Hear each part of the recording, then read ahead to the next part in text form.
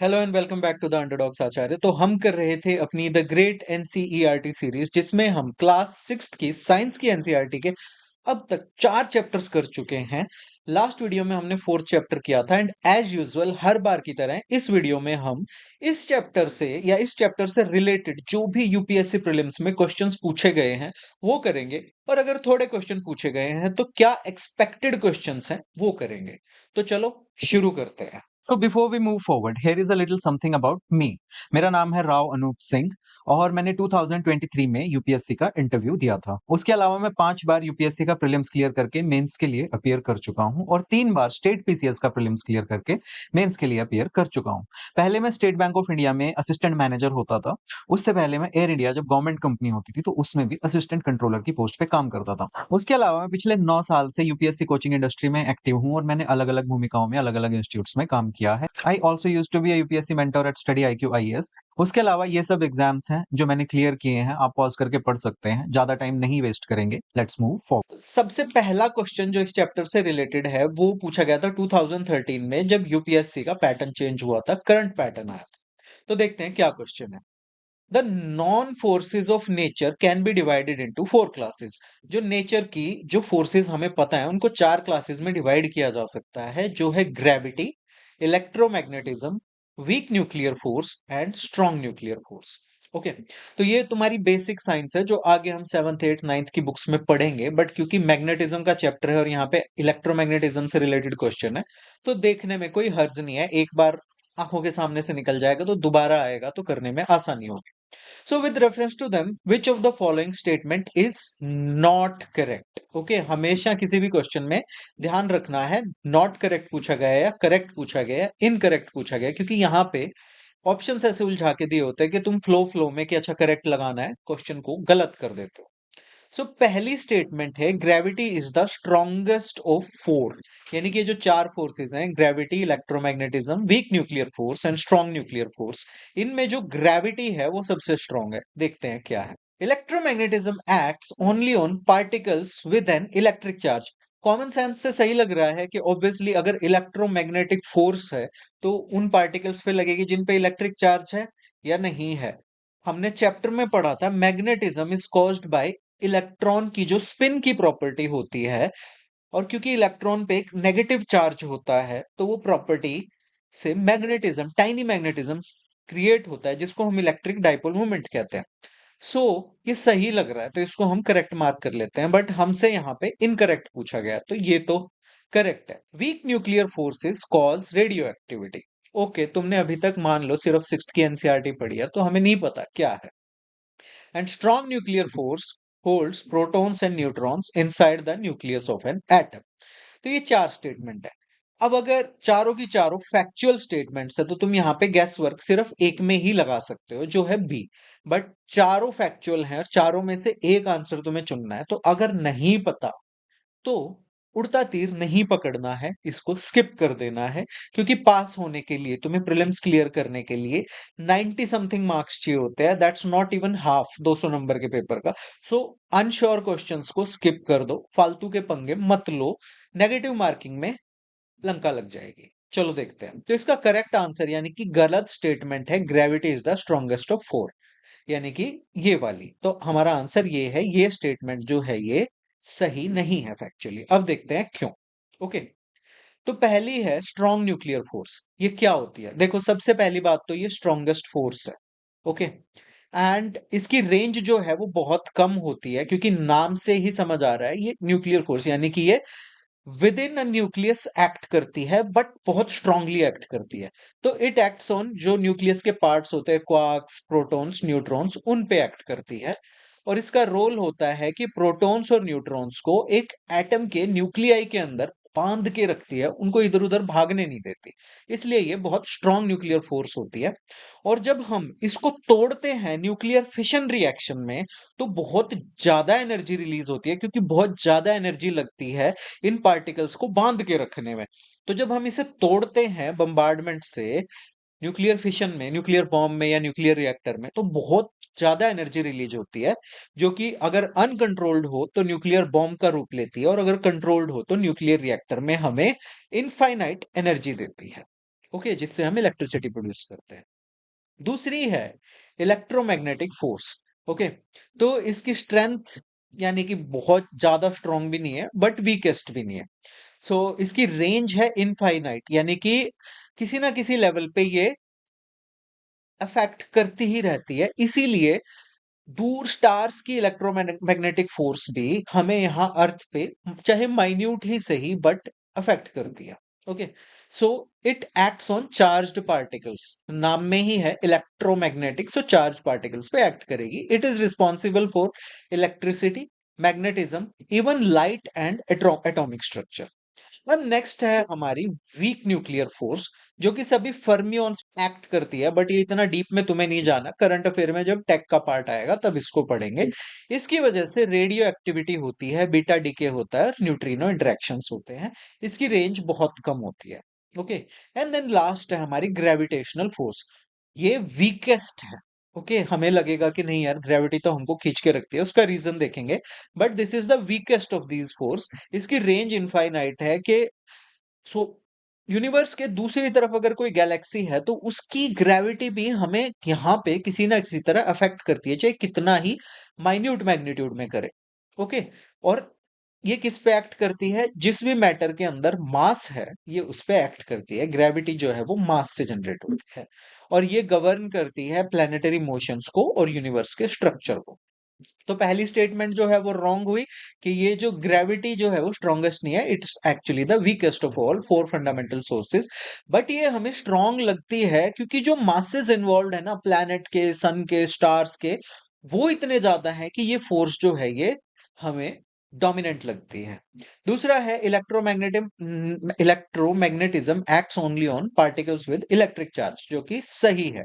तो neutral particles हैं जैसे कि आपके न्यूट्रॉन्स, ये इस फोर्स से अनअफेक्टेड रहते हैं। ओके, देन आपका है weak nuclear forces cause radio activity. तो खास स्पेसिफिकली जो बीटा डीके होता है, जो कि conversion of neutron to proton plus electron plus anti neutrino होता है, वहां पे ये फोर्सेस एक्ट करती हैं। And then strong nuclear force जो है वो आपके एटम को, न्यूक्लियस को इंटैक्ट रखती है। ओके, और ये इलेक्ट्रोमैग्नेटिक रिपल्शन को, जो कि प्रोटॉन्स के बीच में होता है, क्योंकि ये एक न्यूक्लियस के अंदर मान लो एक प्रोटॉन, दो प्रोटॉन, तीन प्रोटॉन, चार प्रोटॉन, पांच प्रोटॉन, तो सब पॉजिटिव हैं, तो ये एक दूसरे पे को भी तो रिपेल करेंगे ना, likes repel each other, but इनको फिर भी जो बांध के रखती है, that is your strong nuclear force. Okay, अब देखते हैं नेक्स्ट क्वेश्चन जो आया था 2018 में। ये है the Earth's magnetic field, not fields, Earth's magnetic field has reversed every few hundred thousand years. पहली statement. When the Earth was created more than 4,000 million years ago, there was a 54% oxygen and no carbon dioxide. Okay. And तीसरा है when a living organism originated, they modified early atmosphere of the earth.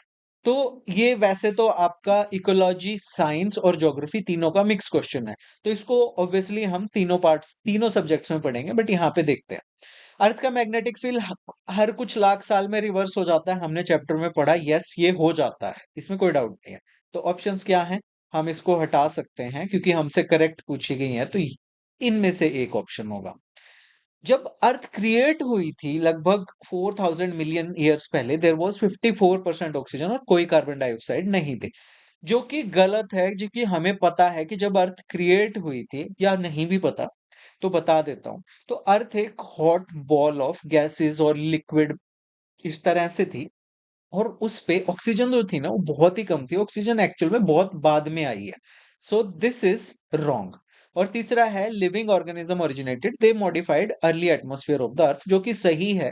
जब plants originate हुए तो actual में oxygen की जो अ, आपकी composition है, जो ऑक्सीजन की परसेंटेज है वो बढ़ी और CO2 की कम हुई। ओके, तो आंसर इज 1 एंड 3। अब रीजन देखते हैं, तो स्टेप बाय स्टेप देखते हैं।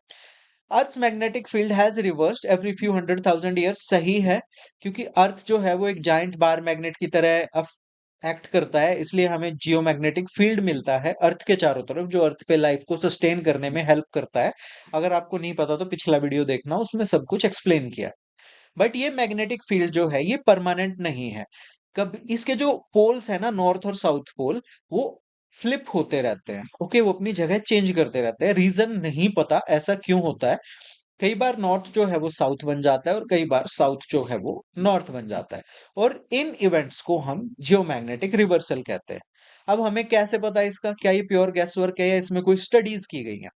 तो देखो, जब वोल्केनो से लावा आता है, हमें पता है इनर कोर जो है ना वो फेरोमैग्नेटिक मटेरियल्स है, iron nickel cobalt.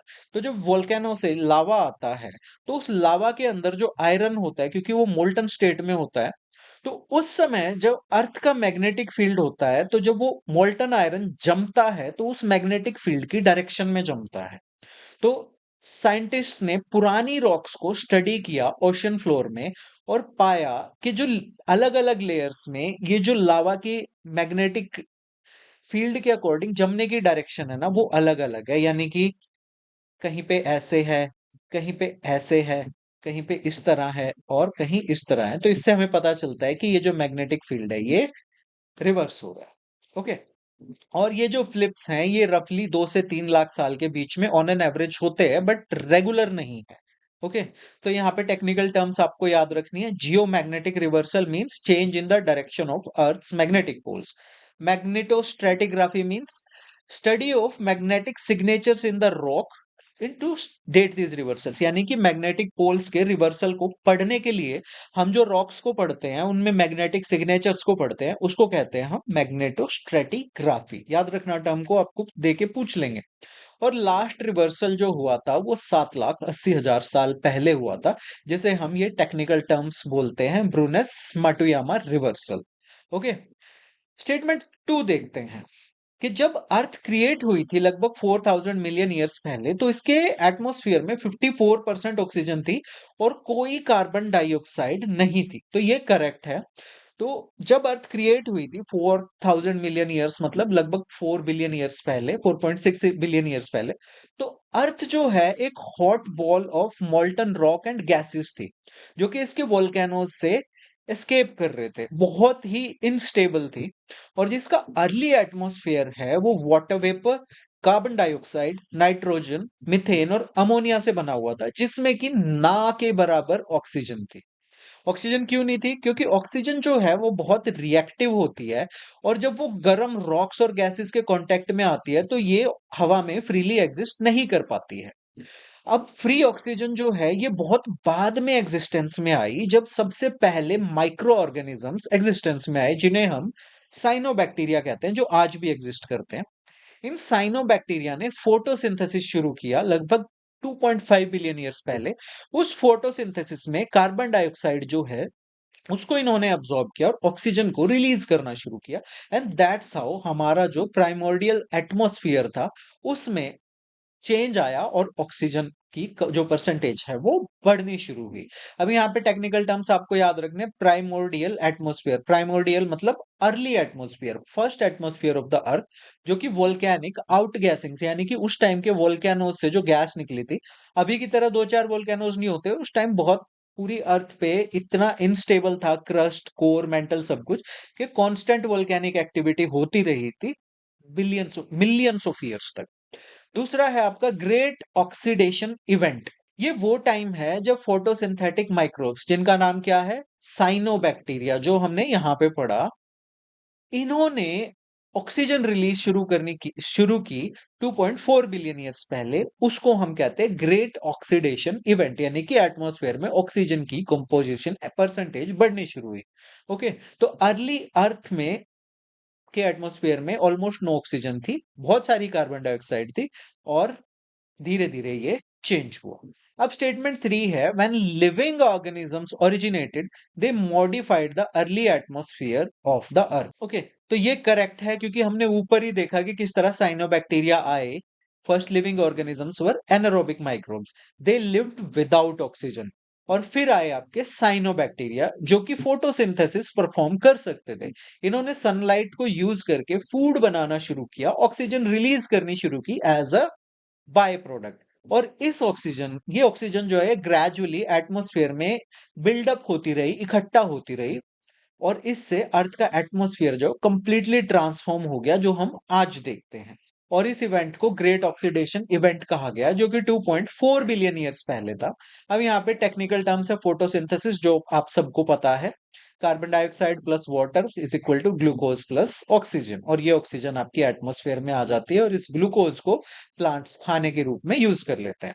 Cyanobacteria earliest oxygen producing organisms. और ग्रेट ऑक्सीडेशन इवेंट यानी कि हमने ऊपर देखा जब ऑक्सीजन की क्वांटिटी हमारे एटमॉस्फेयर में बढ़नी शुरू हुई ड्यू टू बायोलॉजिकल एक्टिविटी।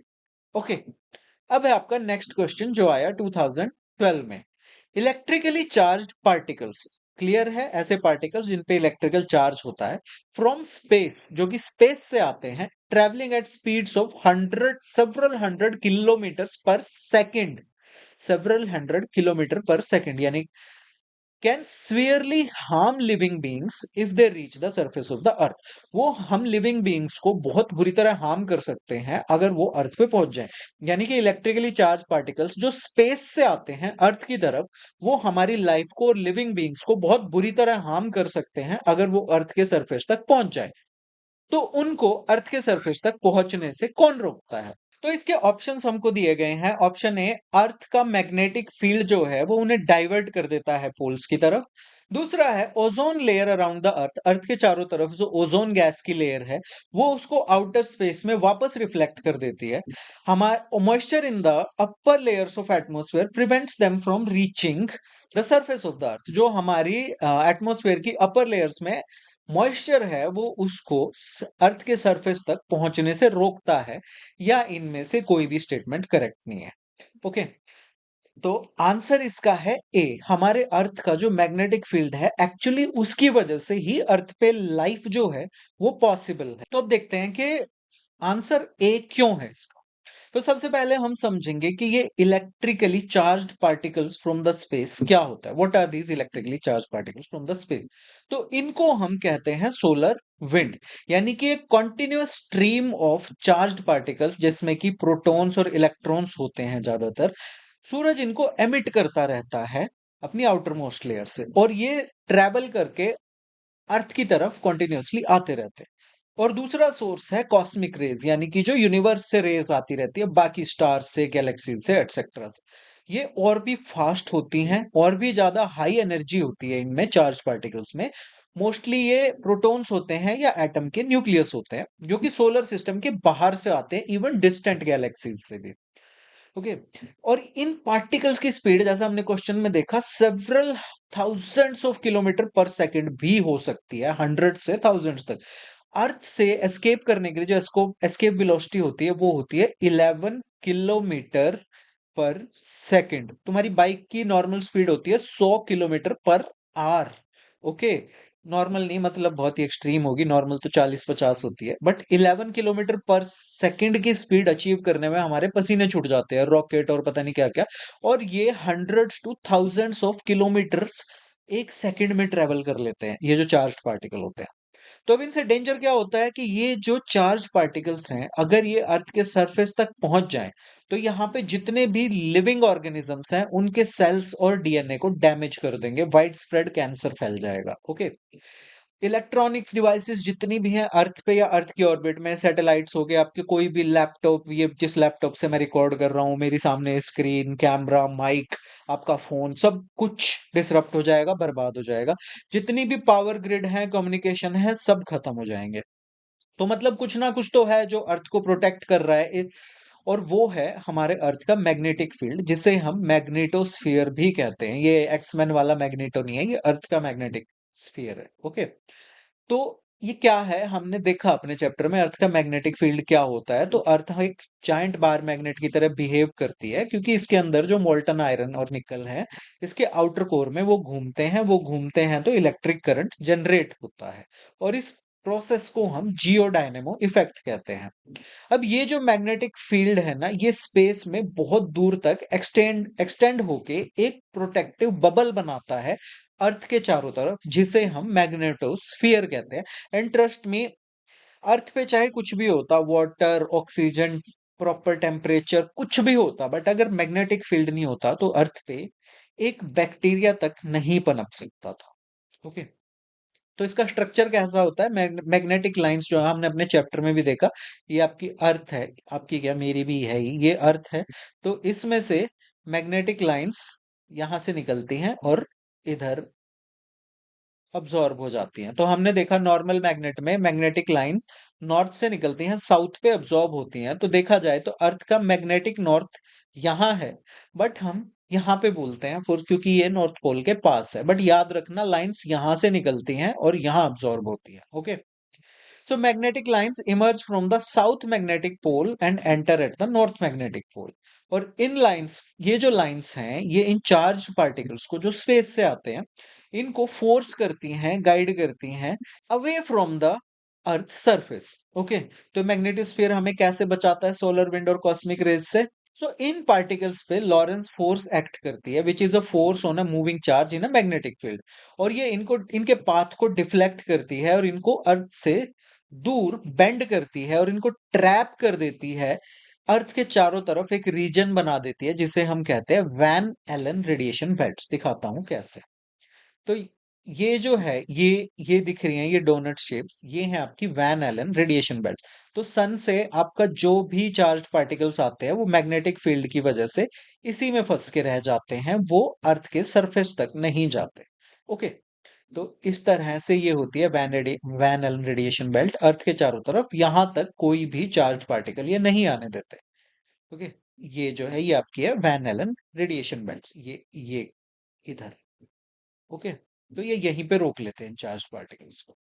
दूसरा काम ये क्या करते हैं कि इन फील्ड लाइंस के अलोंग कुछ चार्ज पार्टिकल्स हैं, वो पोल्स की तरफ आ जाते हैं, जहां पे ये एटमॉस्फेयर की गैसेस से कोलाइड करते हैं, उनके इलेक्ट्रॉन्स को एक्साइट करते हैं और रंग बिरंगी लाइट्स प्रोड्यूस करते हैं, जिन्हें हम ओरोरा कहते हैं। ओरोरा बोरियालिस होता है नॉर्दर्न हेमिस्फीयर में, ओरोरा ऑस्ट्रेलिस होता है सदर्न हेमिस्फीयर में।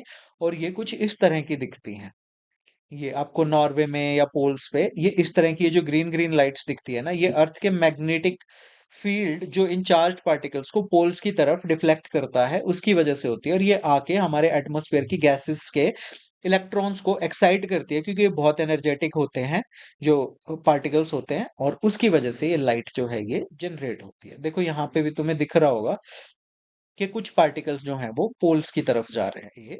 ये यहाँ पे पोल्स की तरफ जा रहे हैं और इधर ये साउथ पोल की तरफ जा रहे हैं। तो जब सोलर विंड आती है, यानी कि बहुत एक्सट्रीम पार्टिकल्स आते हैं सन की तरफ से, तो ये जो एक्टिविटी है नॉर्मली जो पोल्स तक सीमित रहती है, ऑरोरा की जो एक्टिविटी, ये नॉर्दर्न लाइट्स वाली एक्टिविटी, ये कई बार यूएसए में न्यूयॉर्क और इवन आई थिंक वॉशिंगटन तक देखने को मिलती है। इतनी एक्सट्रीम हो जाती है। इंडिया तक नहीं आती, क्योंकि इंडिया काइंड ऑफ ट्रॉपिक्स में एग्जिस्ट करता है, बट बहुत नीचे तक, मतलब बहुत एक्सट्रीम में ये हमें देखने को मिलती है। ओके, लोग इसको देखने के लिए उन कंट्रीज में जाते हैं। तो क्या होता है एज अ रिजल्ट, ये जो डेंजरस पार्टिकल्स हैं, ये या तो डाइवर्ट हो जाते हैं या फिर ये ट्रैप हो जाते हैं अर्थ से कई हजार किलोमीटर ऊपर ही वैन एलन रेडिएशन बेल्ट्स में। ओके, बाकी ऑप्शंस गलत क्यों हैं? क्योंकि ओजोन लेयर जो है उसका इन चार्ज पार्टिकल से कोई लेना देना नहीं है। ओके, वो सिर्फ यूवी रेडिएशन जो सन से आती है उसको ऑब्जॉर्व करती है, अल्ट्रावायलेट रेडिएशन जिसके अंदर कोई चार्ज पार्टिकल्स नहीं होते। दूसरा है moisture in upper atmosphere prevents दम। तो ये क्या है, वाटर वेपर और क्लाउड्स जो हैं वो 12 किलोमीटर तक ही एग्जिस्ट करते हैं, यहां तक चार्ज पार्टिकल्स वैसे ही नहीं पहुंच पाते। ओके, सो मॉइस्चर का उनसे कोई लेना देना नहीं है, और ये तो ऑब्वियसली गलत हो ही गया। तो ये थे आपके प्रीलिम्स के क्वेश्चन जो इस चैप्टर से बनते हैं। इसी में मैंने आपको ये प्रैक्टिस क्वेश्चंस दिए हैं और इनके साथ मैंने सॉल्यूशन भी दिए हैं। तो आप पीडीएफ को डाउनलोड करके, बहुत अच्छे क्वेश्चंस हैं, इनको करना, ताकि आपको जब ये चैप्टर आपने कर लिया, आपका कुछ कॉन्फिडेंस बनेगा कि हाँ मैं क्वेश्चन कर सकता हूँ, सो मतलब मैंने कुछ ना कुछ रिटेन किया इस चैप्टर से।